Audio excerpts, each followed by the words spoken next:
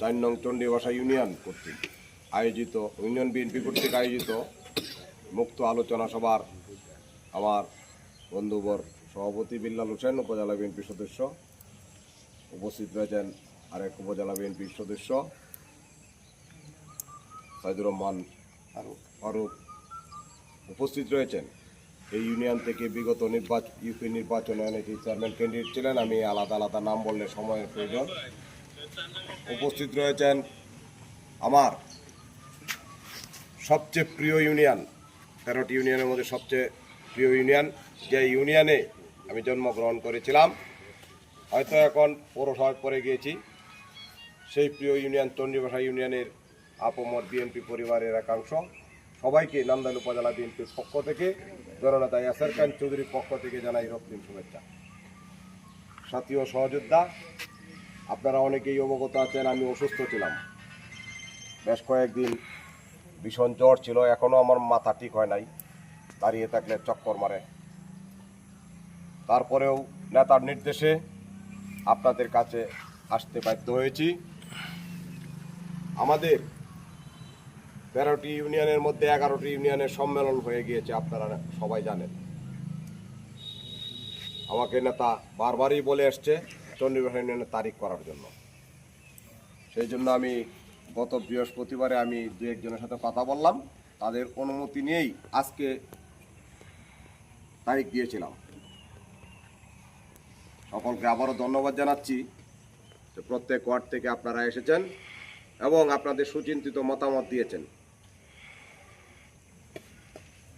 দিয়েছেন। আগে যে আমরা 11টি সম্মেলন করেছি তখন আমাদের দল সরকারে ছিল না, আর আমরা এই সম্মেলনটি করতে যাচ্ছি সরকার দলের একটি সম্মেলন। সেই জন্য এই সম্মেলনটি একটু গর্জিয়াস স্টাইলে করতে হবে এবং এই চণ্ডীবাসা ইউনিয়ন বিএনপির ইউনিয়ন ছিল। এই বিএনপির ইউনিয়নকে, এই বিএনপির শক্তিকে আরও গতি সঞ্চারণ করার জন্য ইউনিয়নের সম্মেলন হবে একটি বিশাল সম্মেলন, যদি আপনারা সহযোগিতা করেন। এখানে 9টি ওয়ার্ড থেকেই প্রায় সবার থেকে 2-3জন করে বক্তৃতা দিয়েছেন।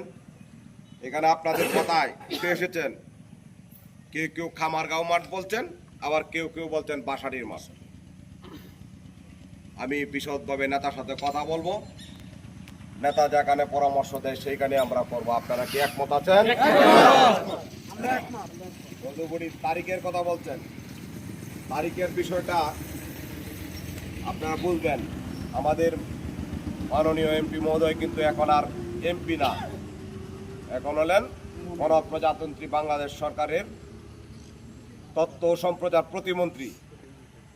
উনি কিন্তু নান্দাইলের মধ্যেই সীমাবদ্ধ না, সংসদের মধ্যেই সীমাবদ্ধ না, সারা বাংলাদেশে ওনার বিচরণ রয়েছেন।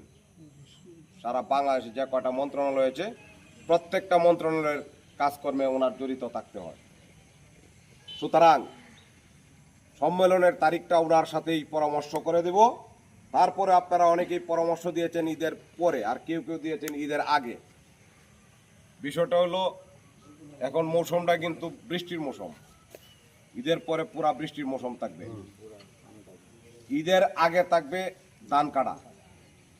এখন তারিখ আপনাদের কাছ থেকে মতামত নিলাম, আমি আলাদা আলাদা নামে নামে মতামত নিয়েছি।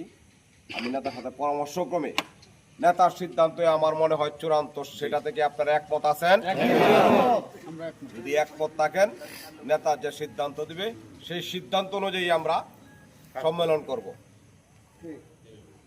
এবং সম্মেলন করতে যেয়ে আমি আবারও বলছি, এই চণ্ডীবাসা ইউনিয়নের সম্মেলন হবে একটি মডেল সম্মেলন।